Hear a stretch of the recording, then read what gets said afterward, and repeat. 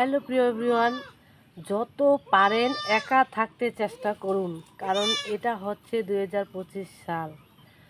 যত লোকের সাথে আপনি মিশবেন তত আপনার পিছনে শত্রু বেশি হবে, জানেন।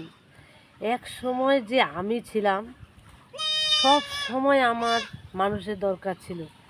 এর সাথে বসতাম, ওর সাথে মনের কথা বলতাম, ওর সাথে কথা বলতাম, মানে কারোর সাথে কথা না বললে আমার একদিন সময় কাটতো না। কিন্তু দেখতাম যে সবার সাথে দিল খুলে মন খুলে কথা বলার পরেও কিন্তু আমি শত্রু, আমি খারাপ। তাই এখন আমি নিজেকে একদম একা করে নিয়েছি, নিজে একা আছি।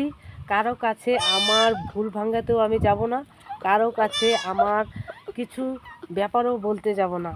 আমার ভগবান যদি আমার সাথে থাকে, আমার সত্য বিচার একমাত্র আমার ভগবান করবে। তাই বলছি, মানুষের কাছে কোনোদিনও আপনার মনের কথা শেয়ার করতে যাবেন না প্রিয় বন্ধুরা। আপনার মনের কথা মানুষের সাথে শেয়ার করতে যাবেন মানে আপনি আপনার নিজের পায়ে নিজে কুড়োল মারবেন, এটাই সঠিক। দেখবেন